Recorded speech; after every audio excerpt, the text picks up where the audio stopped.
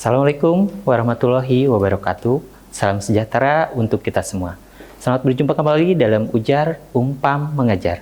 Perkenalkan, saya Lukmanul Hakim, dosen program studi akuntansi perpajakan, program Sarjana Terapan, Fakultas Ekonomi dan Bisnis, Universitas Pamulang, yang akan menemani teman-teman dalam membahas dan mendalami mata kuliah perpajakan dasar.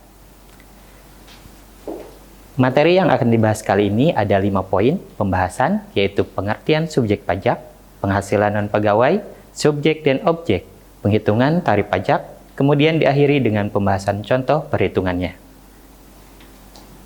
Materi ini akan disajikan selama 30 menit ke depan, jadi jangan terlewatkan, tonton terus Sasmita Jaya Televisi Berbagi untuk Negeri.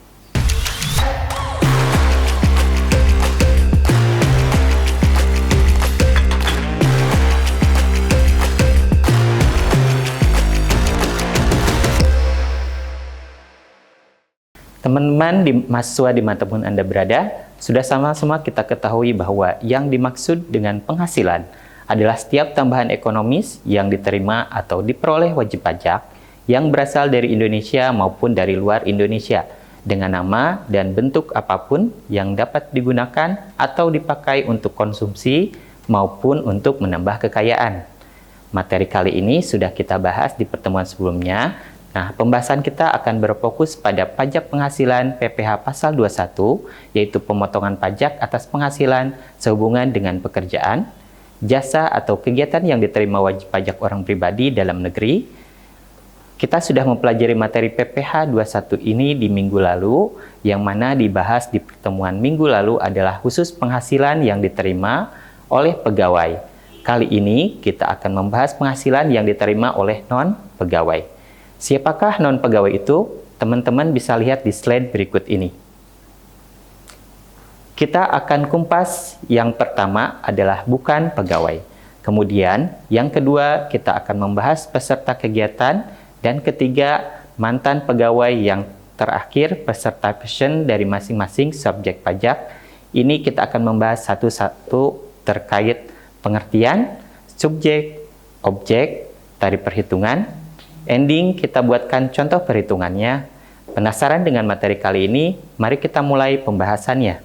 Teman-teman mahasiswa, materi pertama pada pertemuan ini adalah bukan pegawai. Apa sih yang dimaksud dengan bukan pegawai, teman-teman? Apakah bukan pegawai itu pengangguran? Atau pengusaha? Atau seperti apa? Bukan seperti itu tentunya, teman-teman. Jadi, bukan pegawai di sini berdasarkan pasal 1 ayat 12 PMK nomor 168 tahun 2023, yang dimaksud dengan bukan pegawai adalah orang pribadi selain pegawai tetap, dan pegawai tidak tetap yang di sini digarisbawahi adalah orang pribadi selain pegawai di mana orang tersebut memperoleh penghasilan dengan nama dalam bentuk apapun sebagai imbalan atas pekerjaan atau jasa yang dilakukan dari pemerintah atau permintaan dari pemberi penghasilan. Sudah terbayang, teman-teman, yang dimaksud dengan bukan pegawai? Nah, di dalam pasal berikutnya, pasal 3 ayat 2 PMK 168 tahun 2023 juga dijelaskan siapa saja yang dimaksud dalam bukan pegawai, yaitu meliputi yang pertama adalah tenaga ahli. Siapa sih tenaga ahli? Tenaga ahli adalah orang yang melakukan pekerjaan secara bebas seperti pengacara, akuntan, arsitek, dokter. Nah, pekerjaan ini dilakukan orang pribadi yang mempunyai keahlian khusus untuk memperoleh penghasilan, di mana penghasilan tersebut terikat oleh satu hubungan kerja. Jadi, tidak ada hubungan pekerjaan antara pemberi kerja dan penerima penghasilan bukan pegawai. Yang kedua adalah pemain musik, pembawa acara atau MC, kemudian penyanyi, pelawak, artis bintang iklan, model, selebgram, influencer, dan seniman yang lainnya. Kemudian yang ketiga, olahragawan. Yang keempat, penasehat atau pengajar, moderator pelatih, penceramah, seperti Pak Ustadz misalnya, juga termasuk dalam penerima penghasilan bukan pegawai. Kemudian yang kelima, peneliti, pengarang, penerjemah, membuat komik, seperti itu. Kemudian yang keenam, pemberi jasa dalam segala bidang. Kemudian yang ketujuh, agen iklan. Dan kedelapan adalah pengawas atau pengelola proyek. Kemudian yang kesembilan, pembawa pesan atau perantara, kemudian penjual dan pembeli, Kemudian yang 10 adalah petugas penjajah barang dagangan, contohnya rokok yang dijual keliling atau penjual produk-produk kecantikan. Kemudian yang ke-11 adalah agen asuransi, yang terakhir merupakan bagian dari penerima penghasilan PPh pasal 21, bukan pegawai adalah distributor perusahaan pemasaran. Dalam hal ini MLM, ya atau multi-level marketing. Setelah kita mengetahui subjek pajak yang masuk dalam kriteria bukan pegawai, berikutnya kita akan mempelajari tentang apakah yang menjadi objek PPh pasal 21, bukan pegawai. Nah, kita tahu teman-teman, seperti yang sebelumnya sudah dijelaskan, bukan pegawai adalah orang pribadi yang menerima penghasilan selain pegawai tetap maupun pegawai tidak tetap. Artinya di sini yang menjadi objek adalah penghasilannya.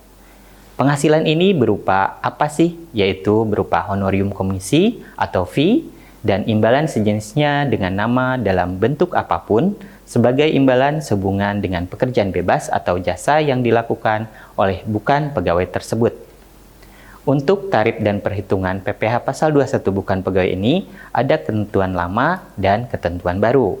Nah teman-teman, untuk ketentuan lama ini bukan pegawai akan dipecah menjadi 3 bagian. Sekedar informasi saja, teman-teman, bahwasannya yang namanya PPh pasal 21 atau pajak lainnya itu sangat rentan atau sangat mungkin adanya perubahan. Dengan demikian, halnya dengan tarif PPh pasal 21, untuk pegawai bukan tetap dulu, bukan pegawai itu dipecah menjadi 3, yaitu bukan pegawai yang berkesinambungan, kemudian bukan pegawai berkesinambungan kecuali pasal 13 ayat 1, dan yang ketiga adalah bukan pegawai yang bersifat tidak berkesinambungan. Nah, tarif dan cara perhitungannya dari ketiga jenis bukan pegawai tersebut tentunya berbeda-beda. Bisa teman-teman lihat di slide berikut ini. Nah, sedangkan untuk yang ketentuan terbaru ini, yaitu berdasarkan PMK nomor 168 tahun 2023, besarnya PPh 21 terutang bagi bukan pegawai dihitung dengan mengalihkan tarif pasal 17 ayat 1 huruf A PPh dengan nomor 50-21-47-45901 dari jumlah bruto penghasilan.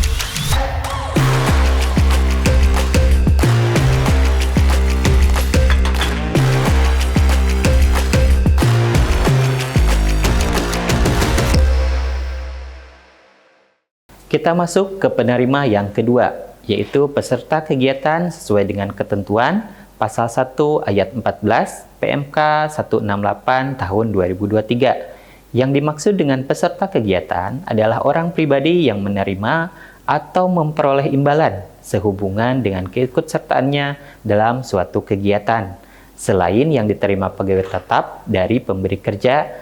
Diatur juga dalam Pasal 3 Ayat 3 PMK nomor 168 tahun 2023 tentang peserta kegiatan meliputi, yaitu yang pertama, peserta perlombaan dalam segala bidang. Segala bidang dalam hal ini antara lain, yang pertama ada perlombaan olahraga, keagamaan, kesenian, ketangkasan, ilmu pengetahuan teknologi, dan perlombaan lainnya. Kemudian yang kedua adalah peserta rapat konferensi, sidang pertemuan, kunjungan kerja, seminar, lokakarya, atau pertunjukan, atau kegiatan. Kemudian yang ketiga, peserta atau anggota dalam suatu kepanitiaan sebagai penyelenggara kegiatan tertentu, atau yang terakhir peserta pendidikan pelatihan dan magang yang diatur juga dalam Pasal 3 Ayat 3 PMK nomor 168 tahun 2023 tentang peserta kegiatan meliputi yang pertama peserta perlombaan dalam segala bidang. Dalam hal ini antara lain perlombaan olahraga, keagamaan kesenian, ketangkasan, ilmu pengetahuan, teknologi, dan perlombaan lainnya. Kemudian yang kedua adalah peserta rapat, konferensi sidang, pertemuan, kunjungan kerja, seminar atau lokakarya, pertunjukan atau kegiatan tertentu lainnya. Kemudian yang ketiga, peserta atau anggota dalam suatu kepanitiaan sebagai penyelenggara kegiatan tertentu, atau yang terakhir, peserta pendidikan, pelatihan, dan magang. Berikutnya kita akan mempelajari objek-objek dari pajak penghasilan PPh 21 untuk peserta kegiatan, yaitu sesuai dengan pasal 5 ayat 1 huruf F PMK 168 tahun 2023. Imbalan kepada peserta kegiatan dapat berupa uang saku, uang representasi, uang rapat, honorium, hadiah, atau penghargaan dan imbalan sejenisnya. Jadi, kalau misalkan teman-teman nih mengikuti kegiatan rapat, kemudian dari rapat tersebut teman-teman memperoleh penghasilan, maka penghasilan teman-teman juga masuk ke dalam objek pajak PPh pasal 21 dengan subjek pajak peserta kegiatan. Untuk menghitung PPh pasal 21 peserta kegiatan tidak ada perubahan ya teman-teman. Jadi, untuk menghitung pajak terutang PPh pasal 21 yaitu dengan menggunakan tarif 17 ayat 1 dikalikan dengan jumlah bruto penghasilan. Nah, jumlah bruto penghasilan yang dimaksud di sini adalah diterima atau diperoleh peserta kegiatan dalam satu masa pajak atau pada saat terutangnya penghasilan, bukan kumulatif. Baiklah, kita lanjut ke contoh perhitungannya. Teman-teman bisa lihat di layar di sini. Contohnya, Tuan Rian adalah seorang atlet bulu tangkis profesional Indonesia bertempat tinggal di Jakarta bulan September tahun 2024. Kemudian Tuan Rian menjuarai turnamen nasional yang diselenggarakan oleh PT Delta dan menerima hadiah sebesar 200 juta rupiah. Berapakah pajak terhutang Tuan Rian dan bagaimana nih teman-teman cara menghitungnya? Kita akan coba menjawabnya. Untuk menyelesaikan kasus B seperti sebelumnya, teman-teman harus mencari dulu nilai dasar pengenaan pajaknya. Dasar pengenaan pajak untuk peserta kegiatan adalah sebesar penghasilan bruto sehingga PPh pasal 21 untuk Tuan Rian adalah mengalihkan tarif pasal 17 dengan penghasilan bruto yang diterima, yaitu sebesar 200 juta rupiah, bisa dilihat di layar berikut. Lapisan pertama, 5% dikalikan dengan 60 juta. Kemudian ditambah lapisan kedua sebesar 15% dikalikan 140 juta. Total pajak terhutang Tuan Rian adalah 24 juta. Oke teman-teman, kita masuk ke contoh perhitungan PPh 21 atas penarikan uang pensiun oleh pegawai. Teman-teman bisa lihat di layar, Tuan Rido bekerja sebagai pegawai tetap pada PT Z dan diikutsertakan dalam program pensiun yang diselenggarakan Dana Pensiun atau DEP yang pendiriannya telah disahkan oleh Menteri Keuangan pada bulan April 2024. Tuan Rido memerlukan dana untuk persiapan masa pensiun dan melakukan penarikan uang manfaat pensiun sebesar 20 juta rupiah dan pada bulan Juni kembali melakukan penarikan sebesar 15 juta rupiah. Hitunglah berapa PPh terutang Tuan Rido bulan April sampai dengan bulan Juni. Nah, ingat teman-teman, aturan terbaru menyatakan bahwa untuk dasar pengenaan pajak atas penarikan uang pensiun tidak lagi kumulatif, jadi dihitung per masa pajak. Tidak perlu ditambahkan April dan Juni, mari kita hitung pajak terutangnya. Penyelesaian kasus C atas penghasilan dari manfaat pensiun yang diambil oleh Tuan Rido menggunakan perhitungan pasal 17. Jadi, untuk masa April 2024, maka pajak terutangnya dihitung dengan mengalihkan tarif penghasilannya yaitu 5% kali 20 juta, hasilnya adalah 1 juta. Kemudian, untuk manfaat pensiun yang diambil di bulan Juni pun sama yaitu 5% kali penghasilannya 15 juta, menghasilkan Rp750.000. Dan tidak perlu mengakumulasikan penghasilan bruto untuk menghitung pajak terutangnya. Contoh berikutnya adalah penghitungan PPh pasal 21 atas penghasilan yang diterima oleh mantan pegawai. Teman-teman bisa lihat di slide.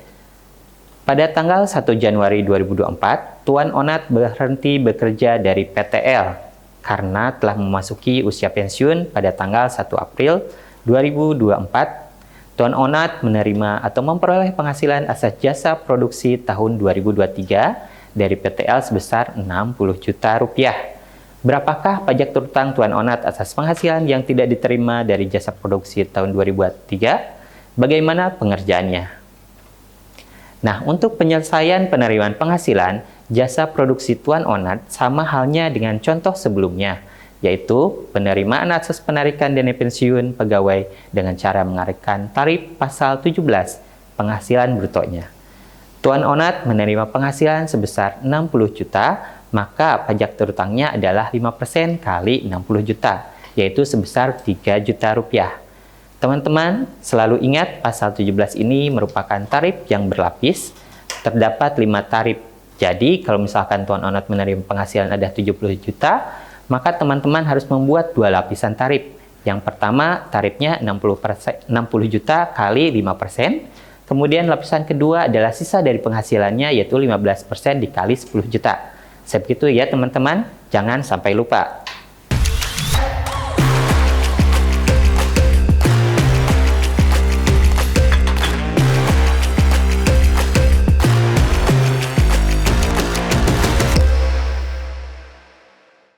Teman-teman semua, berdasarkan hasil diskusi kita hari ini, maka dapat kita tarik beberapa kesimpulan, yaitu cara perhitungan PPh pasal 21 beragam tergantung dari subjek dan objek pajaknya masing-masing.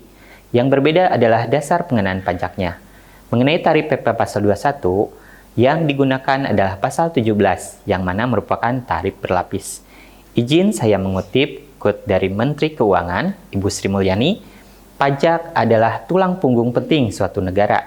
Tidak ada negara merdeka dimanapun di dunia yang tidak mengumpulkan penerimaan pajak.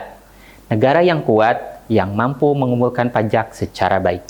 Alhamdulillah, materi pada pertemuan ini telah kita pelajari bersama-sama. Semoga materi ini dapat bermanfaat bagi kita semua. Terima kasih bagi semua teman-teman yang sudah mengikuti materi ini. Kurang lebihnya saya mohon maaf. Terima kasih. Assalamualaikum warahmatullahi wabarakatuh.